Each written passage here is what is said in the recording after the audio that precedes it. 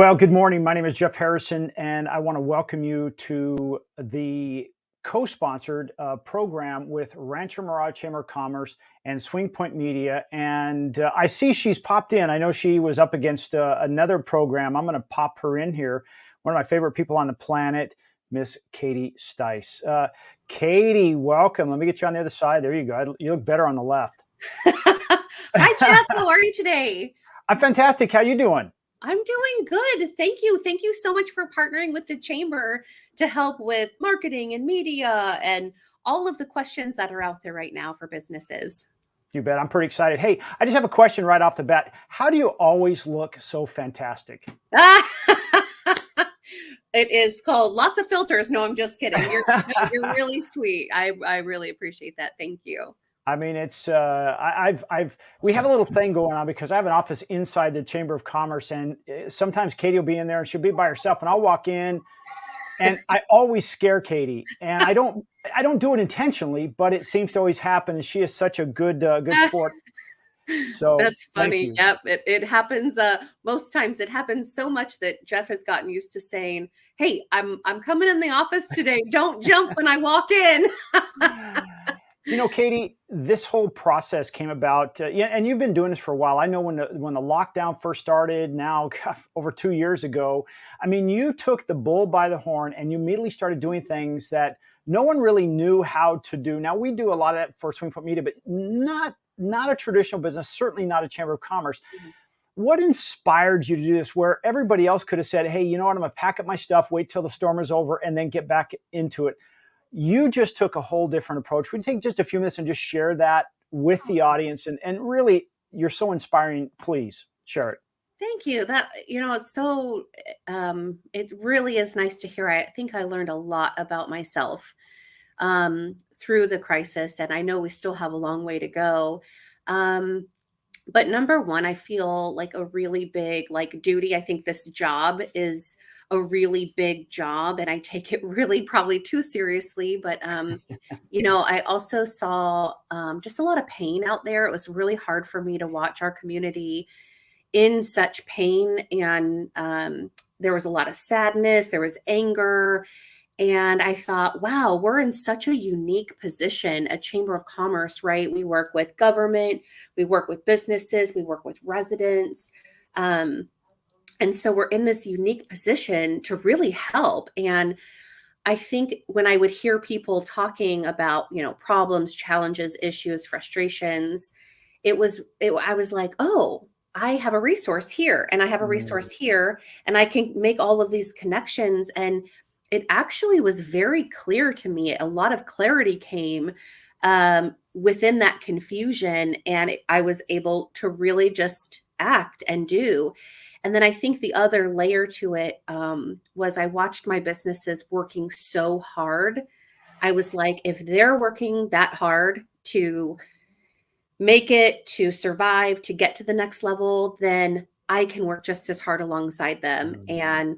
And you're a small business owner, so it's a grind. And there are times when you work the most and you might pay yourself the last. And, and I just felt like I need to roll up my sleeves and be right in, the depths of all of it with my businesses. And then, when you're really that in tune with folks, and then you're can be a resource like the Chamber is, it really connected everything, like I said before. So thank you for that. It's been a real pleasure, and I'm excited about the work we've done, and I'm really excited about the work we are going to do in the future as well. One of the things, and then we'll get started with it, is I like that saying that says, be the solution to the problem instead of fueling the problem. You have a lot of people out there saying I'll call them the yabbits. Yeah, but I can't do it on this. Yeah, but I don't have this. And you know what? You just said, hey, we've got a problem. Let's not talk about it. And you said something real important. And I can attest to this with as many days as we worked in those offices, one down the hall from another, and you just kept doing it. Even though it's like, hey, I'm not sure exactly what it is. You were like that bumblebee that flew, even though mechanically, engineer wise, you weren't supposed to get in the ground, but you made things happen. And I just have to have to make a big shout out that you just keep crushing it. So thank you so much for us, because I'm a chamber member and you've done so much for me and my business. And I really appreciate that.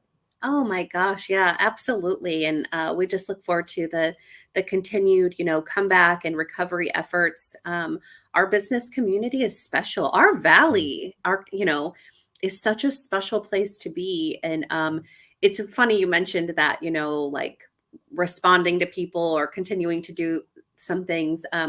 One of the things that really like brought me into action was might sound a little silly, but when I saw everyone like stealing the toilet paper or like not stealing, I'm sorry, but like hoarding it. And I was at the grocery store at my own local, I live next to a Walmart neighborhood market. And I saw the shelves were empty and there were some elderly people that were really devastated and kind of like really worried. And I saw the impact and the effect. And I thought, oh, this is not going to happen in my community. Like Mm, if I have any influence at all of positivity and sharing and kindness, then I'm going to show up and I'm going to talk about it. And it felt really good to try to, encourage our community to really remain kind during a time when people were panicked and scared. So, mm. yeah. And it's been a pleasure to serve members like you. You do a great job helping our business community as well. So we appreciate the partnership too, very Well, much. thank you. Thank you. Well, it's this whole thing about, the pandemic or digital marketing or Facebook or whatever it is. It's almost like driving in your car at night with your headlights on. You have a destination and you can only see maybe a few hundred yards in front of you, but it doesn't stop you from going. Now, some people, they do stop because they can't see the whole thing. But the Yeah. people who succeed say, you know what? I don't know all there is to know about this, but I'm just going to keep going. And as I keep going, Katie, you'll attest to this. You just keep finding out what you need, and things get, the universe puts things down in front of you. Say, oh, that's a person. That's the thing. Yep. And it's just amazing. So we're going to talk about that today. And we Mhm. really have a very focused piece of information. I'm going to go fairly quick Mhm. just because Katie's time is very, very valuable. And we're going to talk about something I think that's near and dear to our heart. I'm going to strip it back. It's nothing technical. It's, hey, how do we get more customers? I mean, do you ever talk to anybody that says, Katie, I'm joining the chamber, but it's not, I don't need any more customers. I just want to join because you guys are just wonderful. Not one person has said, I don't need any more referrals. Thank you. Yeah, no. Yeah. Well, so today I want to share with you exactly what we do for our customers and at Swing Point Media. And I don't want to just give you theory. I'm going to show you exactly what we do. I'm going to show you proof. And I'm going to really kind of say, hey, here are exactly the tools we use. You can use it. While some of these are free, you can certainly do it. And now it's just like Katie. It's your decision. Do you want to move forward? Mhm. Or do you want to say, hey, now all the information, now I'm frustrated because I'm not doing it. I'm going to challenge you and say, let's do it. So the first challenge, Katie, is this. This is a live interactive program. Mhm. So I don't know if you've ever been to a big event and they say, hey, the people who get involved, the people who really are invested and interact, they tend to learn the most Mhm. and go away with it and retain it the most. So today, what I'm going to ask you to do is, as we say things like, hey, put something in the chat, mention, tell us, we want you to be interactive. You will learn more. But I want you to do me a favor right now in the chat, put a 10 down if you promise you're going to play all out. Because I know Katie and I, we're going to play all out. So do me a favor Right. in the comments right now. We'll see those. You're going to play full out. Katie, are you a 10? I'm a 10. I'm a 10. Let's do it. Okay, so put your comments in there. I'd love to see you. And while you're doing that, and hey, if we scare somebody off because, hey, we want you to be involved, that's okay. That's okay.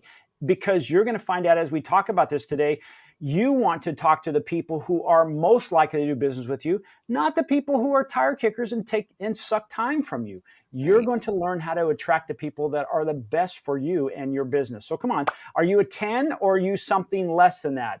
Tell us in the chat and then we'll get going. Katie, are you ready to get started? I'm ready. Yeah. Okay, so here's what I'm doing. I'm just going to share my screen. I'm going to go off the screen, but Katie, would you do me a favor? Would you mind monitoring the comments as we go through? And all of them are there. We're on Facebook for Rancho Chamber of Commerce, Swing Point Media, YouTube, Mhm. And then we also have another page. So there's a lot of places where you can get involved, and we really appreciate that. So with that, I'd like to get involved and get started. What do you All think? right. We're ready to Let's do it. roll. Let's do it. So I'm going to take me off of there. And then I'm just going to add this one little bit of information. And here we go. Like I said, these are and again, it's not 100 keys because hey, I'm just a kid from West Texas. So we're going to keep it really simple. 3. How many? 3 keys to getting this done. The ones that, you're attracting the customers that want to buy or do business with you. So let's go to that next slide. And this one is one of those things where I say, okay, here's your opportunity to get involved. How many of you, as a local business, could use more customers? If you agree, just simply type yes in the chat. Now, if I don't get any yeses, we might as well just shut it down, Katie, because we're dealing with the wrong people. All right. So if you agree, put yes in the chat. And while we're doing this, how many of you have tried different ways to get new or more customers? I mean, maybe you've done Facebook ads or Google ads or maybe even YouTube. Do me a favor, share that in the chat. It gives us an idea of, hey, what you've tried. Because here's what I know. When we do things and it's not done correctly, then what happens is we don't get the results and we say, oh, well, I tried that and it didn't work. It's like if Katie gave me a screwdriver and I used the wrong end to try to put the screws in the wood. What would happen? I say, Katie, that screwdriver is broken. She says, wait, turn it around and use the other way. I say, oh my gosh, it's a miracle. It does work. So do me a favor in the chat. What kind of things have you tried? All right, so let's go to the next one. All right, so on a scale of 1 to 10, I want you to share with me how you did with those. Did you have a 1 success? Did you have a 10 success? How did it work out for you in using these different platforms or different things that you might have tried? If it wasn't good, I have good news for you, because in just about 30 minutes, you're going to learn not only what is the most, and I'm going to really drive this home, because again, we're a media company, marketing company, so we've done a lot of things. But what I'm going to show you today is I'm going to show you the most effective ways to get customers, and I'm going to show you exactly how to do it successfully. Is that okay? Katie, is that all right if we do that? Great. Let's do this, okay? So keep moving along. Now, before we get started, one of the most important things is to know who your customers are. So there's 3 steps in this process. Before we do this, I want to break a little bit of a myth. And one of the myths is, well, everybody is my customer. Now, I want to give you an example. It's real important to know who you're talking to and attract the right people. So let me ask you a question. I need you to do me a favor and imagine, and if you are a brick and mortar in the mall, that's okay, but I want you to imagine you're a brick and mortar in the mall. And as you imagine this, I want you to imagine it has many people walking around. So I ask you, is everyone who walks into your mall your customer? Of course not. I mean, let's face it, you might be selling water softeners and I came in to buy a greeting card. Well, I don't care how great of a deal you're going to give me. I'm not interested in that. Well, the same is true with online customers, or what we'll call traffic. Not all traffic is your ideal customer. So the myth I want to break is, just because you have a lot of traffic, all traffic is not great traffic, because it's not your ideal traffic. The sad part about this, Katie, is the fact that a lot of times people will try to often convince you that everybody, and that's why I have this up here. We got oranges, got all kinds of fruit up there.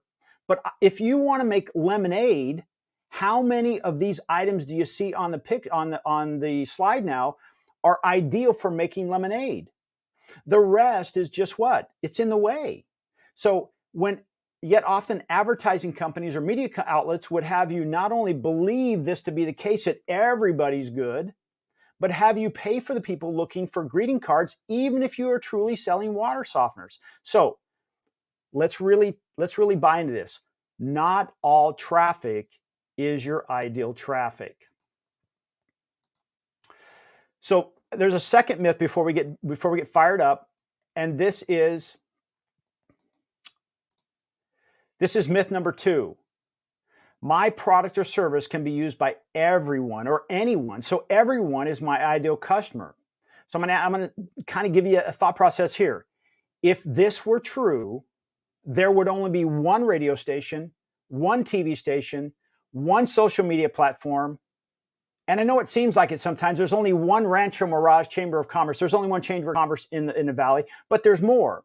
So if you love country and Western music and a rap or an opera song comes on, begins playing on your satellite radio, what are you going to do?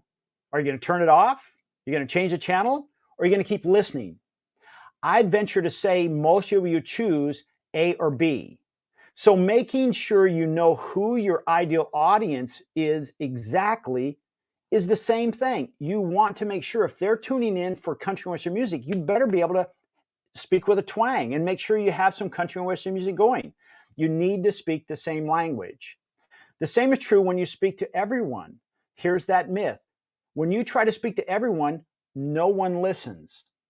If we go back to the very beginning, we said, who are we talking to? Local business owners. We're not trying to get 3M in here or Microsoft. We're saying, hey, local business owners, because we can all relate to this. We can understand we need some traffic, these kind of things. So knowing your ideal audience means everything. Without this, it's virtually impossible to move forward. Who wants to move forward out there? Let us know in the chat. So I want to give you a little bit of an example of this. One of our clients, they're doctors, and we needed to narrow down exactly who the audience was. Now, as I say, they're doctors looking to grow their patient list. Now, do we try to attract everyone who needs a doctor? What did we just learn? No. But wait, the question is, doesn't everyone need a doctor? Well, yeah, it's good to have a doctor, but not everyone. They don't want to serve everyone. Because if we try to attract everyone, we end up attracting no one. So we began narrowing it down from everyone to parents. This was still too broad. Then we said, they have to have young children. We want to say, let's keep narrowing.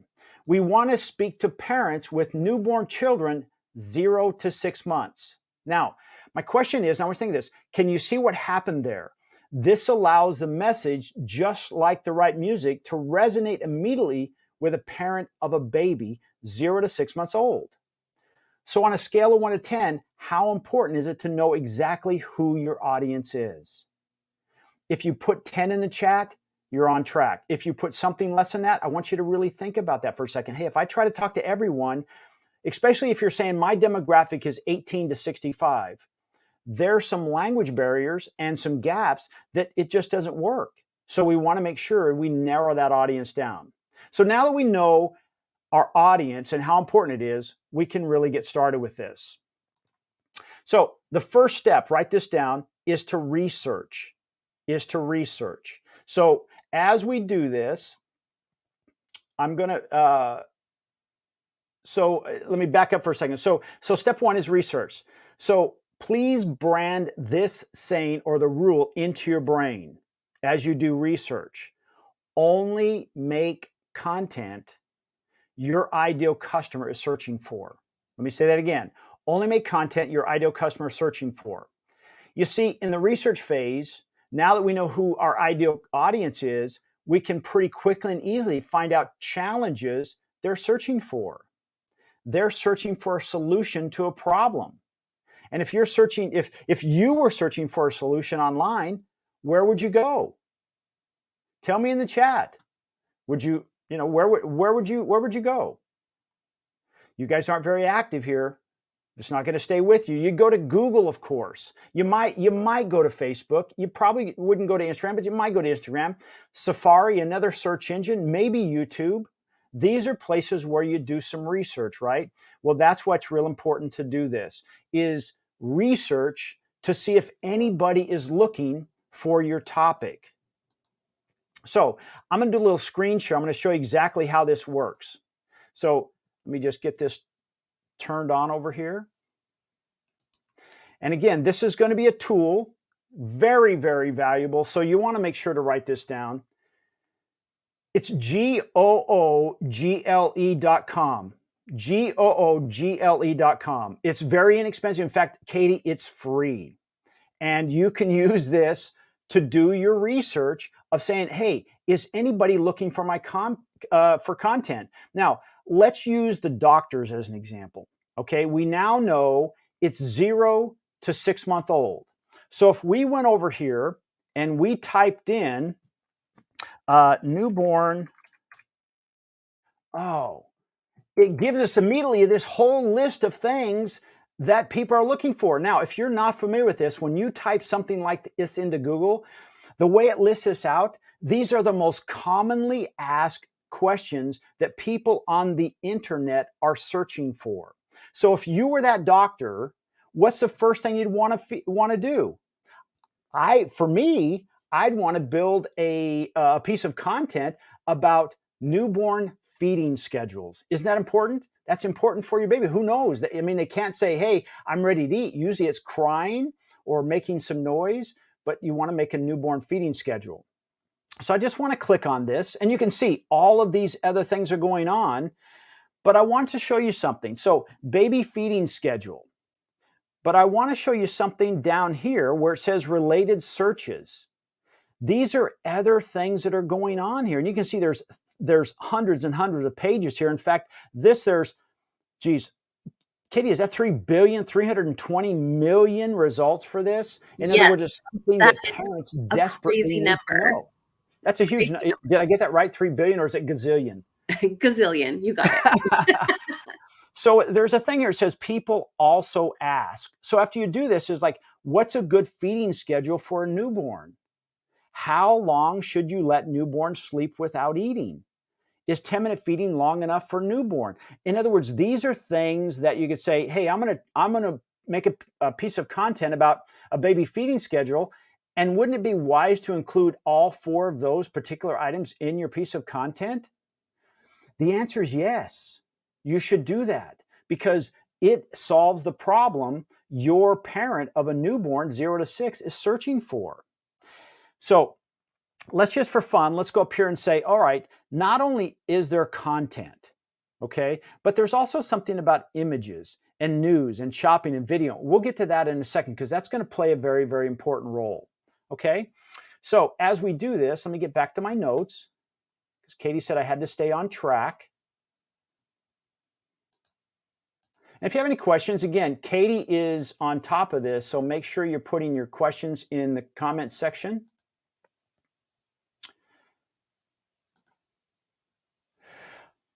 Okay, so that gets us what we're looking for in this area. So what we're doing is going back to that statement that says, hey, I never make content my ideal customers not already looking for. Just yesterday, one of our clients, they wanted to write their own blogs, and I said, hey, that's great. And they said, well, we'll have our group write them.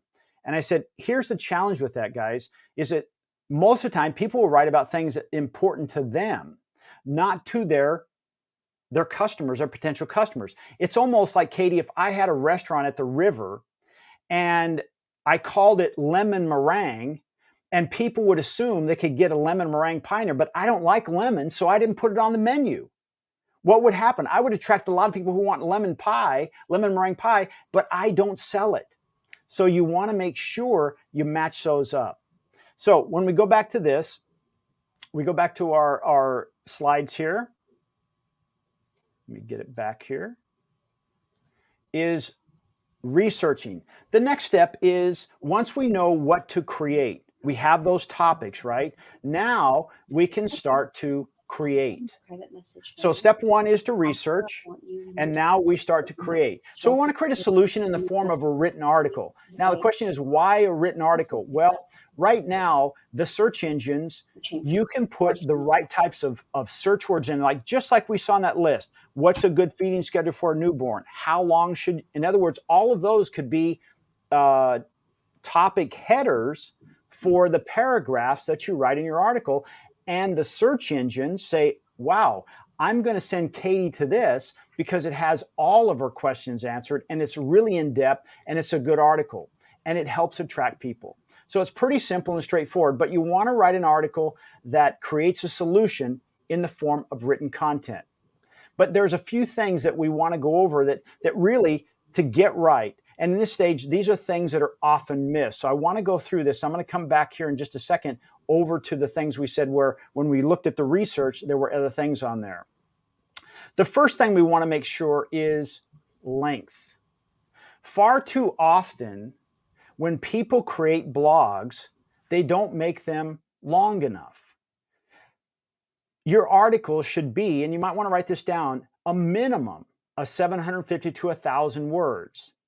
I just saw yesterday as I was going through here and kind of tidying up the presentation, is now Google, or excuse me, there was a report that came out that said, ideally, the articles that are getting the most traffic are between 2,000 and 2,500 words long. Now, this is in a time where we say, well, our audience has the attention of a goldfish. And that's 8 seconds, by the way. But here's the thing. If you're that parent, I'm going to stay with this. If you're that parent looking for the schedule and how often to feed your baby, would you spend as much time as it takes to find that answer? I think the answer is yes, because it's very, very important. If it's just interruption type of stuff, like you're going through the let's say the social media feed and I'm interrupting you, it needs to be fast, it needs to be succinct, and it needs to be very direct. But when somebody's searching for an answer, it can take as long as it needs to get that answer across to your potential customer. So 750 words. Now we say that because when you have 750 or more words, you're seen in the eyes of the search engine as an authority. It's not just a short, hey, an FAQ kind of thing. It's in depth. So when you write an article, you need to give a complete answer. If you don't, your customers will keep searching to find someone who will. Plus, a search engine see content that's less than 750 words as incomplete or thin when it comes to content and answers, and often will not even rank you on the first page. So if you're someone who's pumping out or buying a service that they're putting out blogs that are 500 words or less, 300, 400, 500 words, and not seeing an increase in your website traffic, this may be why. The content is just too short. Okay? So we want to be aware of that. Length is important when we're making content. Jeff, right, so this is really great information. I just want to say something really quickly to everyone who's listening and watching today. The place to leave comments would be the Chamber of Commerce Facebook page or Swing Point Media Facebook page. This video is on both of those. And so that's where I'm monitoring for those comments. I just wanted to throw that in there. There were some folks who went right to the link, but the comments are on the Facebook pages. Is that right, Jeff? Yes, ma'am. Okay, I wanted to make sure. Yeah, and then we see them here on the StreamYard, right? You're seeing those, or are you on Facebook? No, I'm on StreamYard with you, but because it's not my StreamYard, I don't see them live like you do. That's all. Gotcha. Yep. Okay. So we're talking about making content, written content. Sometimes you might call it a blog. It's a blog, right? We want to make sure the length. The next thing we want to work on is what we call H2. Now, some people say, what is H2? These are actually tags. In other words, the main title, Katie, they're called an H1. In other words, they're large. They're headlines. They're larger. They're bolder. That type of thing. But those H2 are slightly smaller than that. So that list of people also ask when we make those paragraphs up, we want to use what's called an H2 or an H3 title tag. And what that is, that's slightly smaller than the H1, but it's still bold.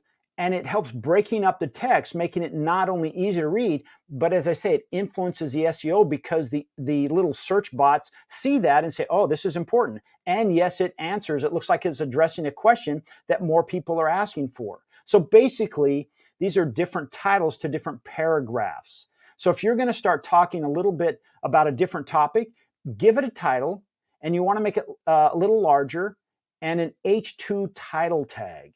Because as it says here, they're bold headlines, a little larger text, they help separate ideas, and helps to easily be skimmed.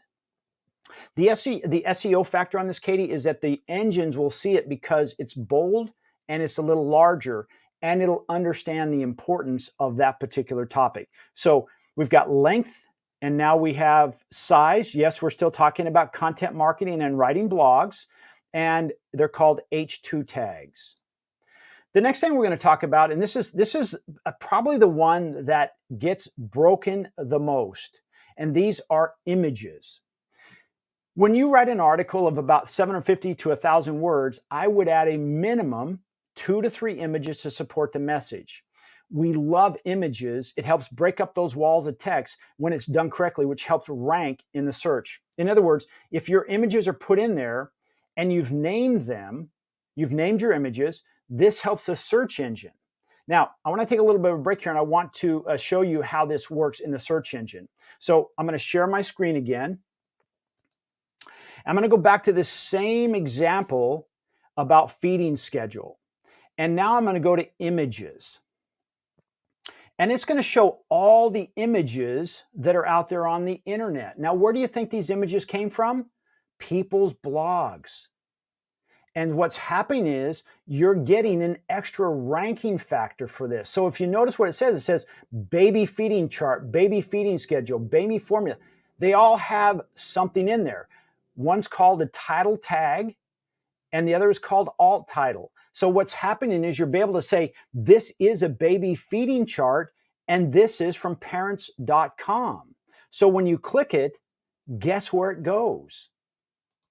It goes to that, when you click on it, it goes to that website. So it's another, what I call breadcrumb. It's a breadcrumb bringing you back to your written content. Here's the downside of this, gang, and I just finished doing this with a chiropractor over in Oxnard that we work with, is we did a scan and analysis on his website, and we found out that he had about 75, 76 images on there. Almost all of them had broken links or no title tags or alt tags.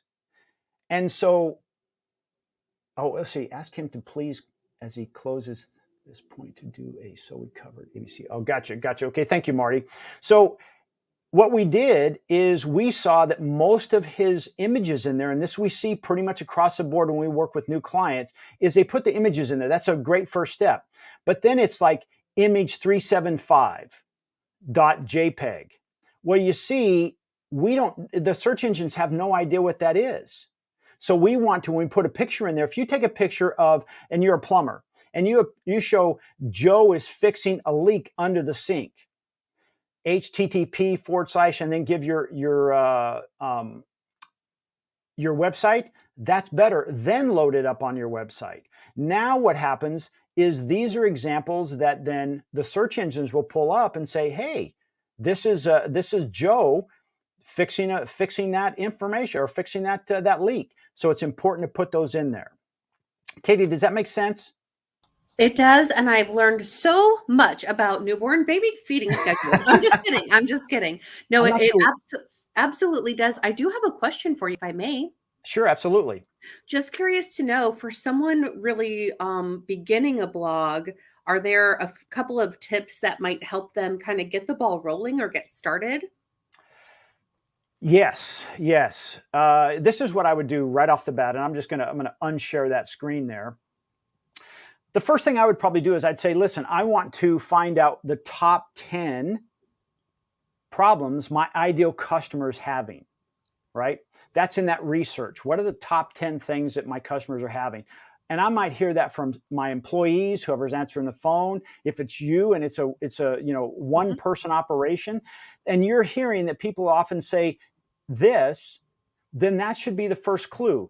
But don't stop right there. Then put it through the filter. Put it through Google. You can do the same thing on YouTube and find out, is anybody looking for that? Because you might say, hey, it feels like everybody's asking that question, but the majority of your ideal customers really aren't answering that, and you spent time and effort making that piece of content.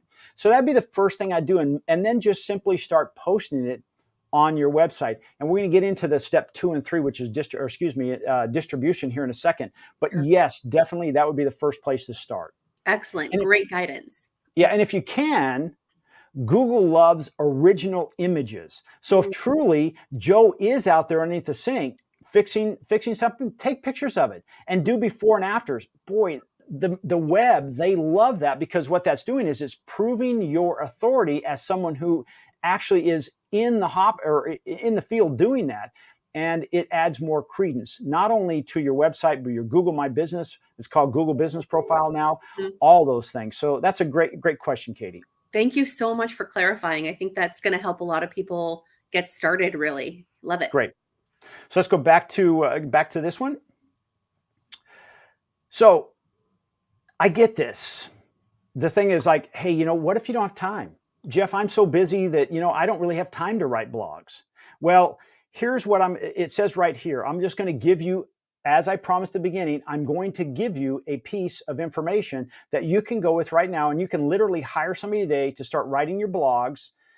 And it's called Upwork.com. These are some of the most talented people on the planet that you can say, I need someone to specifically write about restaurants. I need somebody to specifically write articles about Mexican restaurants, or you name it. Those people are out there. Now, some are great, some are not so good. So you have to play with that. And just so you know, when we do this with our clients, our writers, we also have that second and third layer. So we have somebody that writes it, somebody then would proof it and edit it. Then we turn it over to our team that puts it on the client's website and makes sure it's SEO'd properly. So there are other layers there.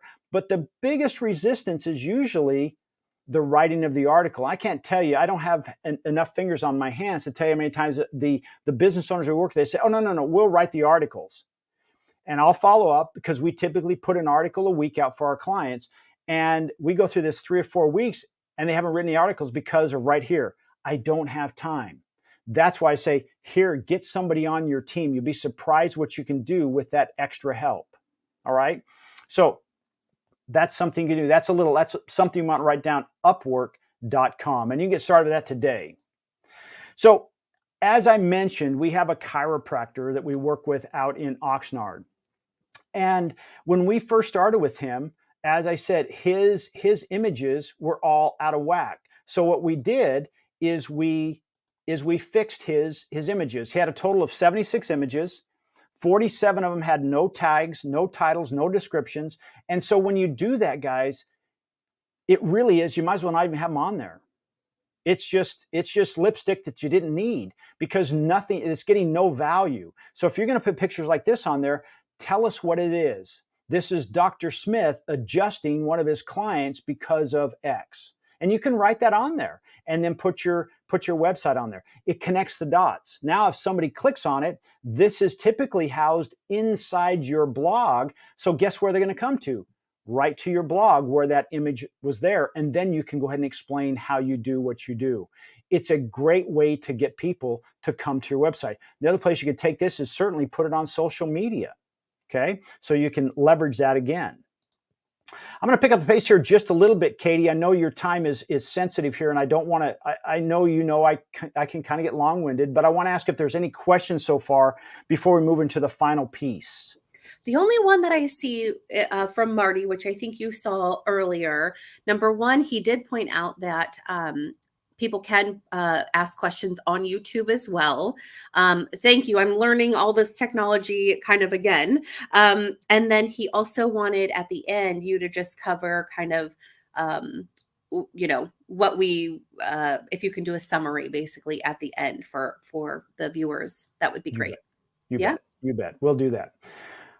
All right, so we've done a little bit of myth busting. Then we covered number one, which is research and how we do it. Then we explored number two, which is create content. And finally, now we have to publicize and distribute, because there's no reason writing the book if nobody reads it. Same thing with our content. So we're going to go to the next piece, and we're going to say, hey, how do we get it out there, Katie? How do we get that information out there? So with this, let me just get to my right slide. Sorry, a little technical challenge in the background. Here we go. All right, so finally, number 3, now we have to publicize and distribute it. We have to get it out there. We have to distribute it. When I say publicize and distribute, we want to get it out and available to the search engines, because what happens is, think about this, Marty, is you're really partnering with the search engines. You're providing answers to their ideal customers, because think about it. When you think about the people who go into Google or any of the other search engines, they need to serve their customers the best possible way, just like you would. So if you have the best answer, why wouldn't you give them that answer? The same thing, if you knew somebody who was excellent at what they did, you would refer them. Versus somebody who is, well, sometimes they're not on time, you wouldn't refer them. So the same piece there, you're giving the chance for now the search engines to go to work for you. And let's face it, Google is the biggest out there. Then we have YouTube, then we have Safari, we have Facebook working on their search pieces, but all those are helping you find more customers. So the first place you need to put this is on your website. I know this is obvious, but some people think about this and say, well, I'm going to put it out on YouTube, or I'm going to put it on Facebook, or I'm going to put it on a piece of property that you own. And it should go there because, let's face it, you built that website for one reason only, so people could find you. And I'm going to show you here in a second that you'll be surprised that they're not finding you because they know the name of your business. So we want to make sure we put it on there so people can find you. But here's what I normally have happen when we have a new client come in. They say, I have this website, Jeff, but no one comes to it. I have no traffic. And so I look at it, and it's because they have no content and they have no distribution. And what do I mean by that? I mean, I go to their website and it tells me all about them, but there's nothing on there that solves any of those problems. Katie, we talked about those. When you said, hey, how does Marty get started first with his content? He starts writing articles and putting them on his website. In total, 750 words or more with some images. Make sure the title tags are in there so that the engines can start finding you, because they don't know you by name. They know you. Can you solve a problem? That's right. And if people want to see maybe an example of what that looks like, just to kind of browse through, you can visit the Rancho Mirage Chamber of Commerce website and then just click on news. There's chamber news and there's member news, but we do this exact thing for our members, and it helps SEO for the chamber and for the members as well. But it could be a good example for people to look at if they want to take a peek and see what one example looks like. Obviously, it can look so different for each business, but that's just one spot. Absolutely. And Katie, I'm going to actually show you, I'm going to give an example of some content that we do for our customers, some live content that we do for our customers. Before we do that, I want to point out something. And you may have heard these. They're called backlinks, internal or external links. And all these are, gang, it used to confuse me because, again, I'm just from West Texas. We do things simple. And so what it meant is if I reference something, or if you reference something in your blog article, that, let's say on that breastfeeding, it was by the National Health Association recommends this. All of a sudden, you can just make that a hyperlink and lead it to the main article where you found that information, and you'll reference it in there. What happens is the search engines give you more authority because you are not just, flying by the seat of your pants. You're actually saying, hey, I'm referencing a major publication for my article to give it validity. So I'm going to give you an example of what that looks like here. So what happens is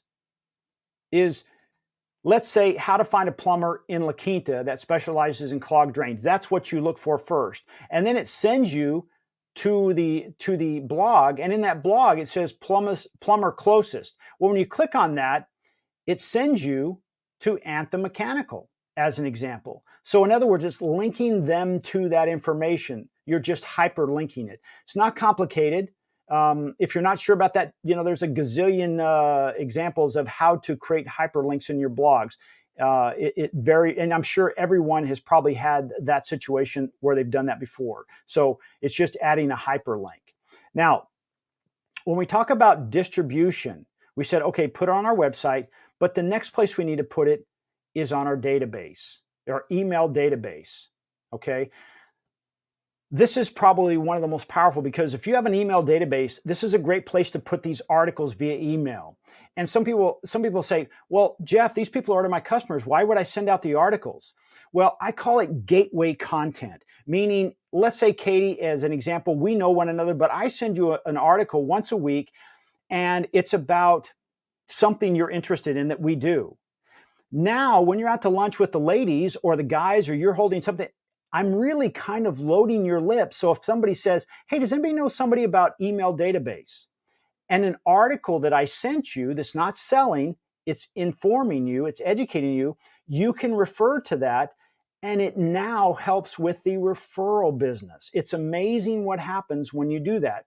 So sending something out to your database every week, and I really stress this, every week is critical, because there's so much going on out there. No, you're not going to bug them, because these are people who know, love, and trust you, and you're not asking them to buy every week.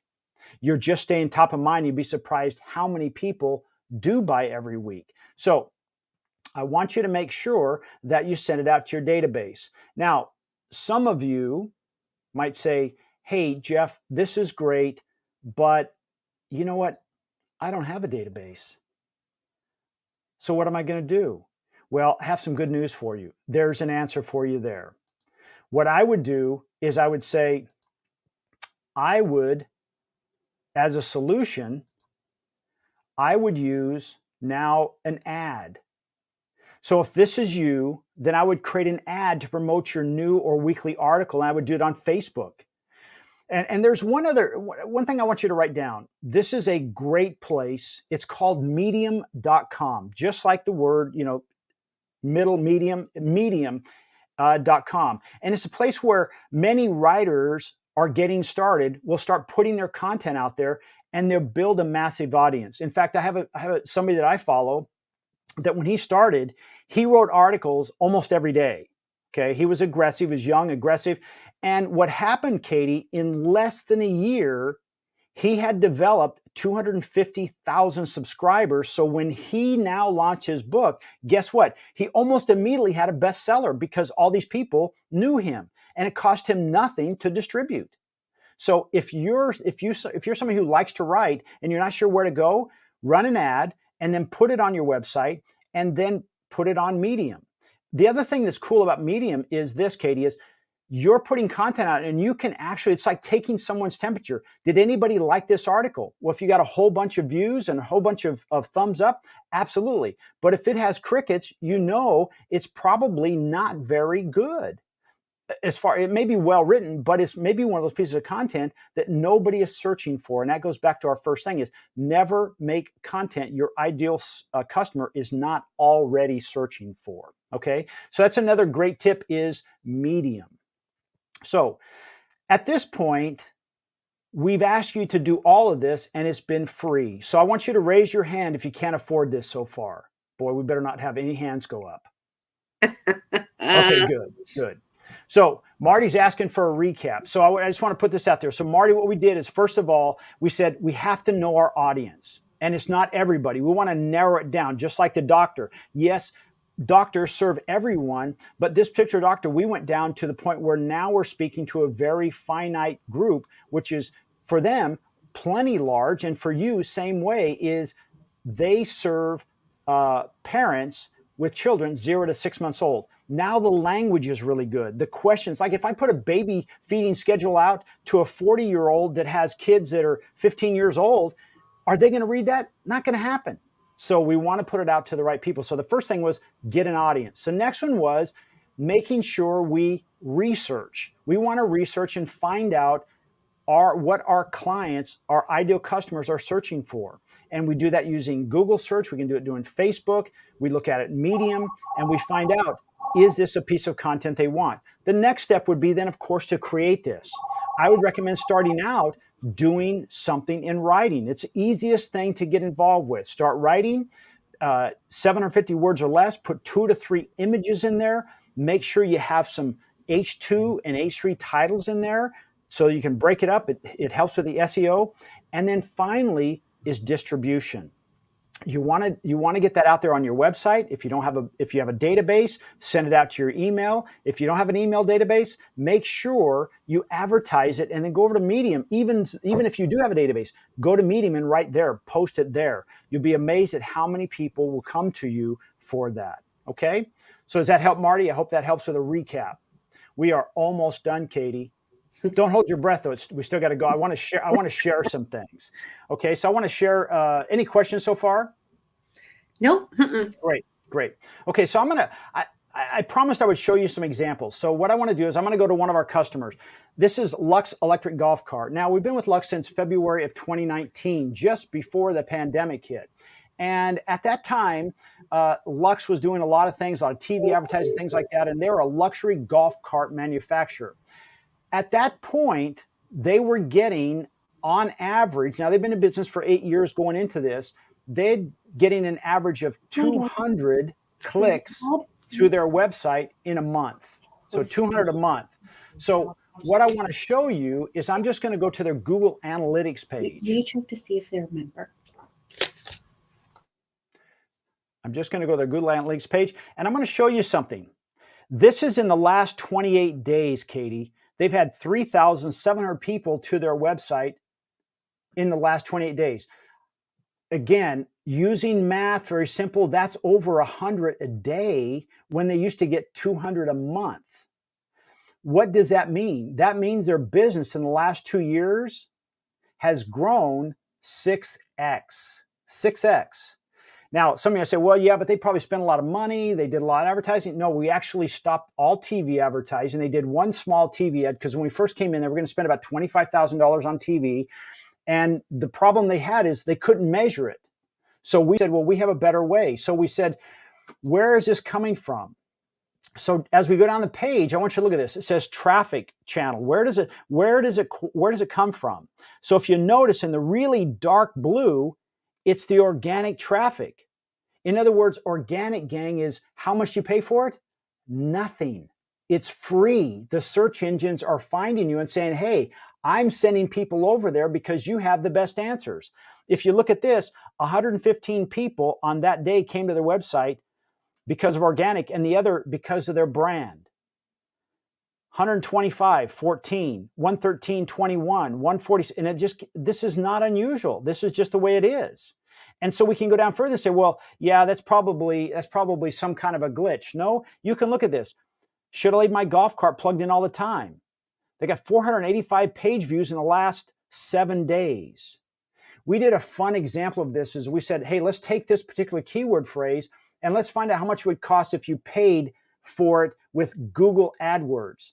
They would have spent about $27,000 for the same amount of traffic that we got them for free. So you can do that. I mean, you can certainly pay for it, but here's the thing. This has been doing this for months and months and months and months. And it will continue to do that because that's the cool thing about content is once you put it out there, it will live indefinitely. So I just wanted to point that out that this is how this works with content. The other thing I want to show you is when it comes to email marketing. This is, yep, I'm still working. Here's an example. You know, a lot of people say, well, Jeff, email marketing is dead. I want to show you something here. Here's email. Grill, they have a barbecue cleaning company, right? So when we send an email out, Grill Like a Shiny Penny, I think it says 54% open rate. Gang, that's unheard of unless you do it properly. That's like the example of Katie giving me that screwdriver and I used it backwards. If I do it improperly, it's a terrible tool. But when you do it right, 54, 51, 46, 43, 52. Every time we send out an email, he calls me and says, hey, I got 20 new cleanings today. I got 15 new cleanings today. This, again, is almost free. And we send out the articles, Grill Like a Penny, betrayal, cleaning your grill. Is it risky? I don't know if you saw that, Katie, but it was an example of where that little wire broke off on somebody's brush where they're cleaning their grill. It went down in the grill, heated up, it shot up into the meat. And then that little wire piece ended up in somebody's esophagus and they were in the hospital. Wow. Do I want to clean my grill? I want to let the professional do it. Wow, really, really interesting. And those numbers are great. I just want to echo what I guess what you're sharing now. The chamber uses this. We are able to connect it with our database, and it really helps us communicate effectively and efficiently with our members, but also members of the community, dignitaries. And it is fascinating to see the data behind everything. And so I just so appreciate that you're showing not just the work, but you're showing all of the data behind it as well to help tell that story, because it is fascinating to see. And, just as an example for everybody who's out there watching, right? We're not the biggest chamber in the valley. There's regional chambers, there's chambers that are larger. But using the insights, and I'm not sure where Jeff went. I'm sure he's still out there. Using the insights on that, you can see how your pages are doing in comparison to maybe other chambers of commerce. Newsletter is doing really well as well, and so taking that data has been phenomenal. And something I just want to point out as well, I'm sure he'll be back in a second.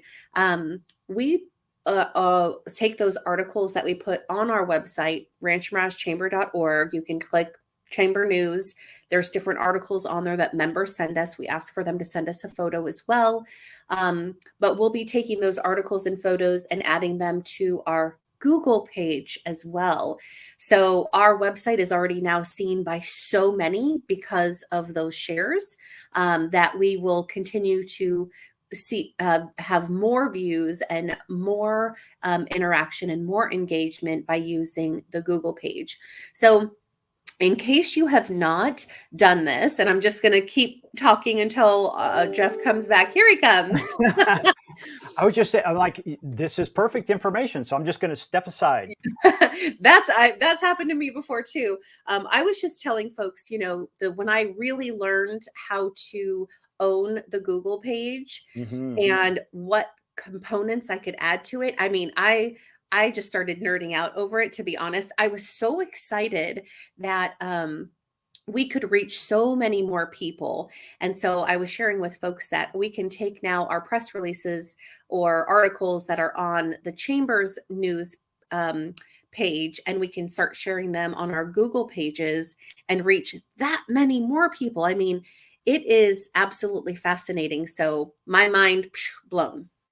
Yeah, that's a whole nother presentation, quite honestly. Google My Yep. Business. We do that for clients. I'm just showing you. I just received this. Let's see, just a few hours ago. Let's see, I just got this a bit ago from the Google at 9:22 this morning. And this is a new client. We've just started working with him this month, and we started putting photos out there. And we put 18 photos, got 712 total views last month or this month. This one photo right here, 557 views.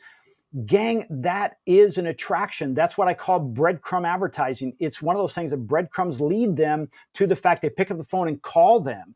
This is important. So, not only do we, when you say the content, this particular client, we put 16 to 20 articles a month on their Google My Business profile. We do that with all our clients. So content. I'm not like a hammer that everything has to be content, because it works in so many different ways. But it's important to know, as Katie said, this is a huge, huge opportunity, gang. And so many people don't do it because, hey, they're too busy. They've never heard of it. And it's frightening. You can get such a big boost right off the bat. And I just want to add to, that photo in particular that got so many views. One of the things that we've learned here over these past few years is we were really starting to tell the human stories rather than logos. Yep. And so what we've really noticed here, whether it's Facebook posts, whether it's blog or articles or press releases, those are all kind of the same for us. When we're putting information out into the community, what's really important is sharing stories of people. And so instead of having the chamber logo, we're trying to share it's the staff, Annie's story, Dawn's story.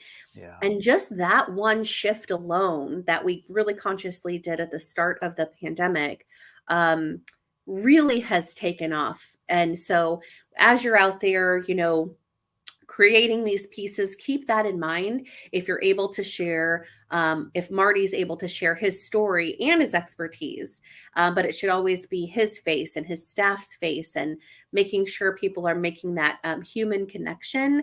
That's really the thing that I think builds the strongest connection and engagement. People are truly interested in that, as opposed to something that's maybe even too corporate looking sometimes. Would you agree?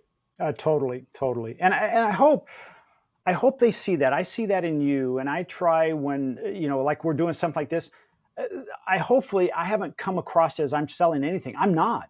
I'm Mm-mm. here because I want to help you as a local business owner, because I know if you're stronger, it's just naturally going to make our whole valley stronger. I Yeah. can't service everyone, but I can serve you by doing something like this. So it's not a matter of, hey, I'm going to do this big pitch fest. No, no, no.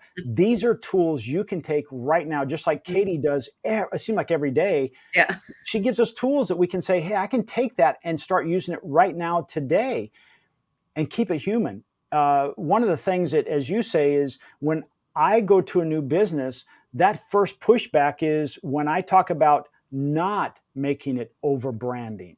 It's Mhm. about helping customers and really giving the complete answer. Like, well, wait, they won't call us. You'll be shocked how much they Mhm. do that. I mean, Rick Kubis, right? Yeah. He was one of our clients, preferred air conditioning out here in East Valley. And Rick, we started, and they had a long term. He and his wife had a long term target of selling their business, and they were thinking 3 to 5 years. 9 months into what we were doing with them, they got the call and they sold their business. Yeah. And it was just because they stood out from the other 500 licensed contractors in the valley by doing exactly what we're talking about here. And it's purely, it was uncomfortable at first, and he admits it, that it was uncomfortable to not talk about how great they were and the thousands of 5-star reviews, instead of saying, hey, this is how you fix a leaky toilet, That's and really right. showing you how to do it, Yeah. right? Yeah, and And I couldn't agree more, and for everyone who's out there watching, like, I just encourage you all, as you're looking at your business this year in 2022, and you're starting to put the pieces together. Obviously, we have a lot of recovery pieces, there's resources out there. Call Jeff, sit down, have coffee, email, conference, Zoom, whatever you need to do, but really start to put these pieces in place. And what I love about it too, Jeff, and I'm sure you mentioned it at some point, is that as you put these pieces in place for businesses, mhm, the coolest thing that I think, because now I've seen it from my point of view, is that I'm now working still with my members, with the community, and this work is like taking off almost on its own, if that makes sense. So it's absolutely, working for me while I'm sleeping. Um, yeah, it's out there working. So those are great things to keep in mind, and we just can't thank you enough for sharing your expertise with the my pleasure. membership and the greater community.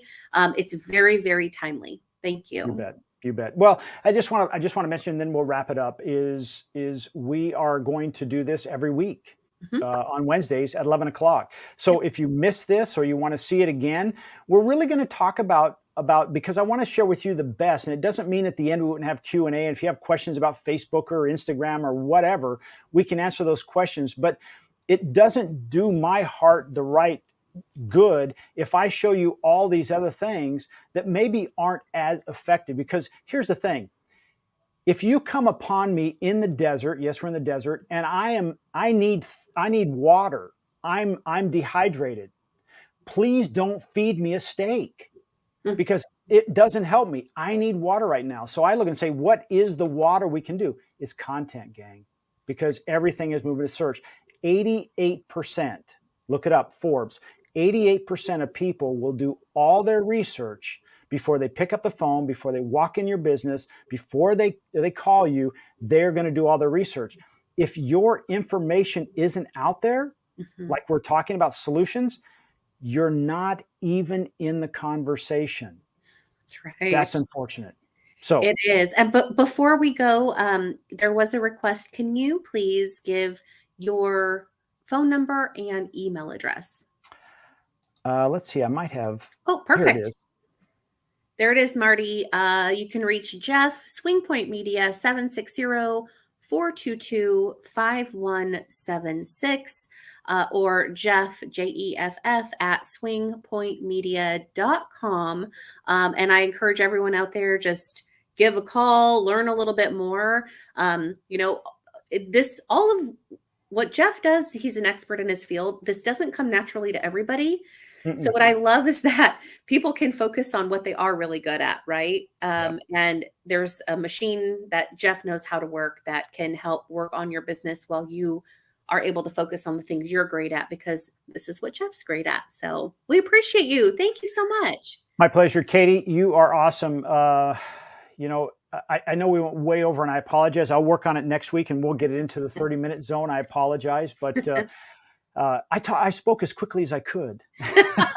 You did great, and it was really, really a phenomenal information. So we're going to take this link from YouTube and put it in our newsletter as well, get it out to the rest of the membership and community.